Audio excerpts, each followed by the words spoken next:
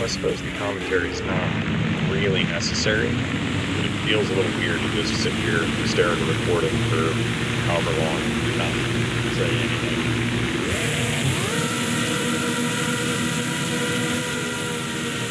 So this one is 6 kills, and I'm gonna call it a carry, because I think the enemy team was more dangerous to themselves than most of my teammates were to them.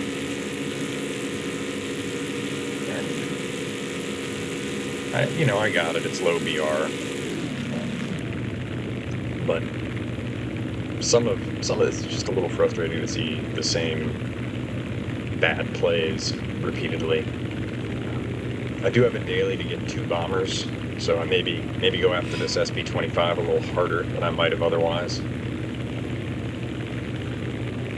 The SP-25's interesting. It's got guns to the front. A lot of guys want to fly them like fighters.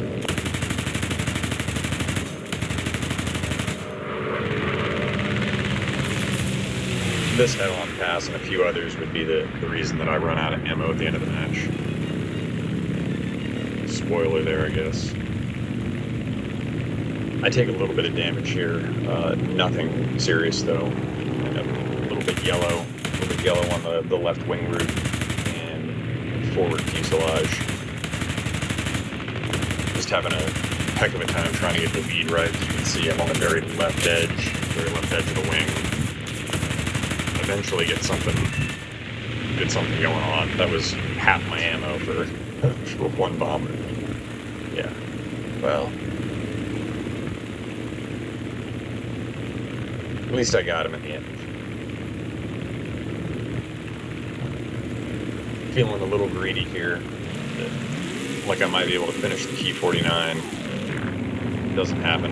My I-6 teammate actually gets the job done there.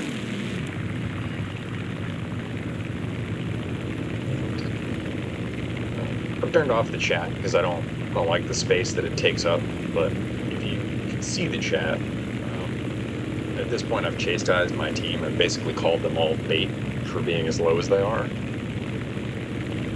And at this point I don't know if this is some sort of genius strategy and they're all crack pilots that are going to sucker the enemy into an amazing ambush, or if they're just the more typical player that doesn't climb and doesn't really know how to fly their plane. It turns out they're the latter. And they start dropping like flies pretty quickly here.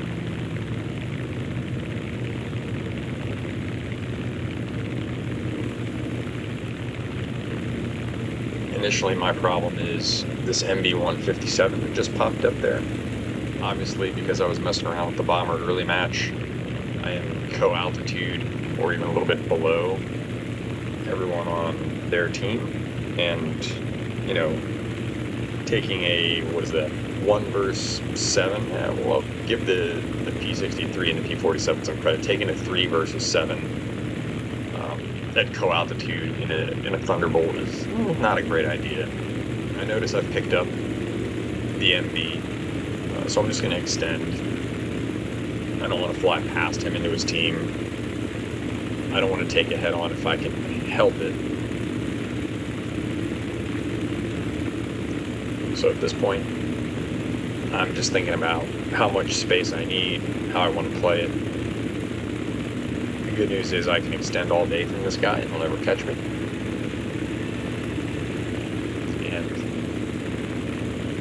as a rule, about 2.5, maybe 3 clicks, depending on the plane, is what you need. So I'm thinking about turning. Not feeling incredibly patient. And he's going to make my decision really easy for me here as he just dives away.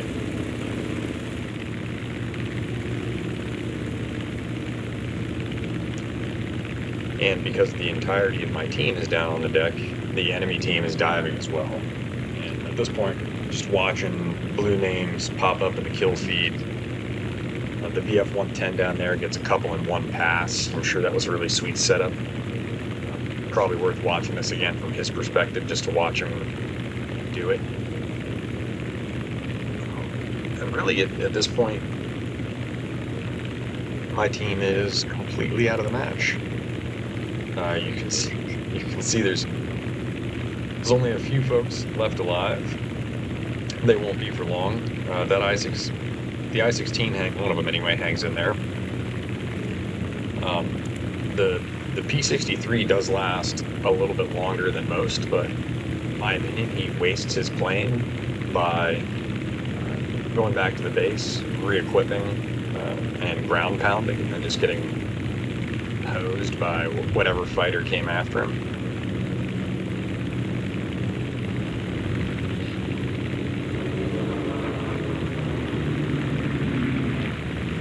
The only goodness here is coming into these fights with a massive energy advantage. It's more just a spray and pray. Attempted accuracy through volume. 109's feeling froggy here. He actually follows me up, so I put a little bit of lead, a little bit of wiggle into this zoom climb, because I know he doesn't have the energy for this, but he was close. And, at this point, he's got a huge problem because he just stalled himself out coming up for me. I did cut the whip, but I'm keeping the throttle up. I'm having a hard time getting on target here, and that one was his pilot through the tail of the plane. Steered back towards his teammates, which was the right call. That's a Spitfire hosing. But again, the reality is neither that 110 or that Spitfire have anywhere near the speed to come after me here. What's interesting though is while they were able to clean up my team really easily, they don't really demonstrate any understanding of energy or its importance, and they both sort of energy trap themselves here. I biffed the shot on the 110. I'll spoil it. I biffed the shot on the 110. He RTBs. At least I think he RTBs. Yeah, I believe I pick him up later in the match. But the Spitfire and the 110 separate, which allows me to dive on this guy, no concerns. He's pitched up, he's stalled out. It's absolutely abysmal shooting on my part. Just sort of a trend this whole match. Shots don't get much easier than that. I still managed to miss it. He's leaking, and he is straight on his way back to base, which is kind of a bummer. But luckily for me, the rest of his team is also RTB, probably for ammo or gas, I don't know. And the Spitfire here he's going to pitch for me, or he's going to try. Maybe he realizes it's not going to work, or maybe he was just that low on energy. But this is a great spot for me to be, because I'm in the P-47's happy place from a handling perspective.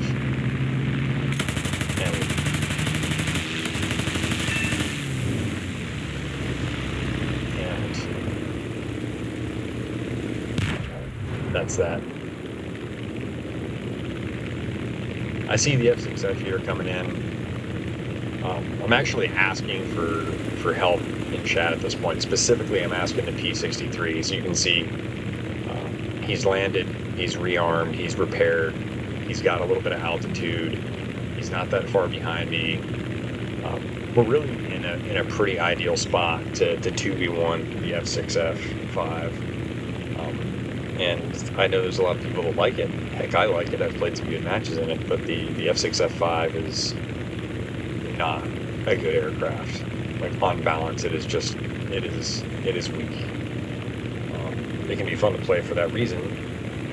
And we kind of dance around each other a little bit here, because I'm hoping the P-63 will come in, so I'm just sort of working to give him an opportunity to do that. And I look, and sure enough, he's down there ground pounding.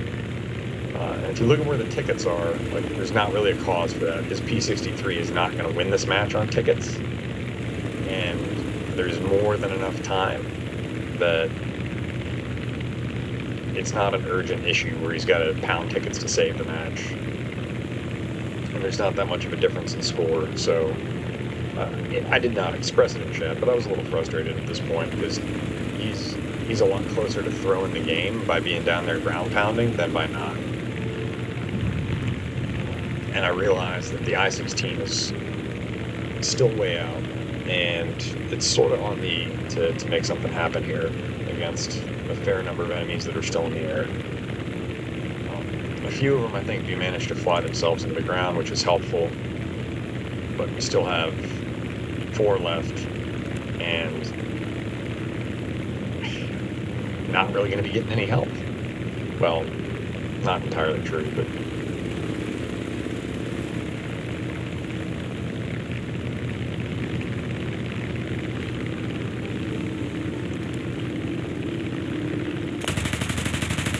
You can see the Spitfire, or a Spitfire, is taking out the P-63. I don't know if he crashed himself on the ground. Yeah, it looks like they did a full commit and they took each other out, so...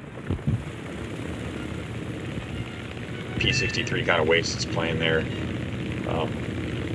I get a little lucky. I do a sliding head-on.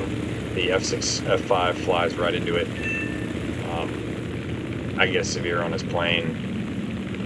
And, you know, at that point, I dip.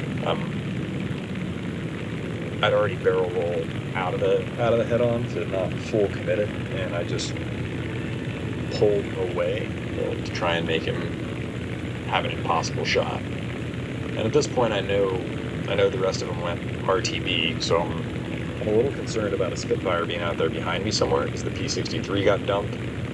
But I'm more concerned about where the 110 is. They've got another fighter unaccounted for.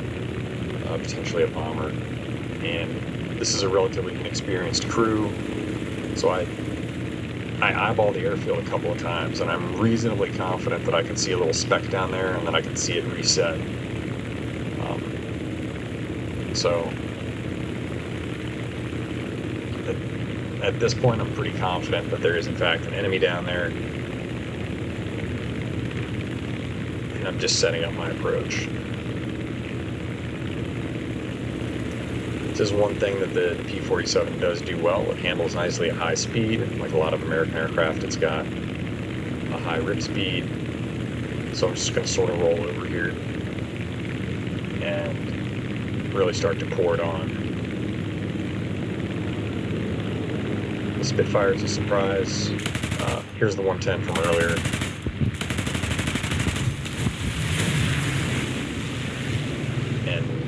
And that works. I didn't realize it. It took me a moment to understand the Spitfire was not following me. He was actually coming in for a landing. Just the closure rate and his orientation on the previous pass made me think that he was low and was pitching for me.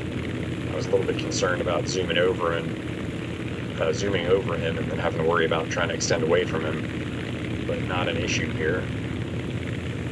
He did land properly, so he gives it a little gas. He sees it coming, and I lead it perfectly. It's the only decent shot at make all match. That's 6 up, and then just so happened to spot the SB-25, and I know he's going to make a play for me. So at this point, I'm just kind of thinking about how I want to set it up. And for a bomber, they're pretty good, but they are not a fighter. I don't have to take the head on. He obviously wants me to take the head on. I'm going to make him turn. I'm going to make him try to come up, and then I ultimately decide I'm just going to put the nose down and roll under him. And then with his roll rate and turn rate, he's just not going to be able to follow that. He tries,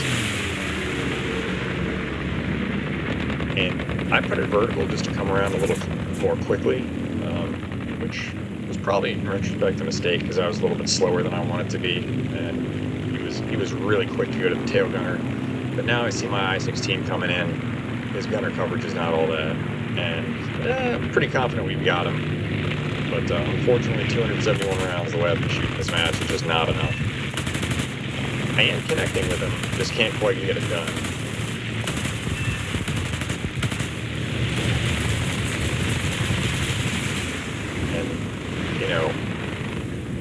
Good game to my I-16 there. I told him as much for actually staying in the fight, for getting back out here and trying to do something useful with his plane. And there it is, 6 kills and a carry.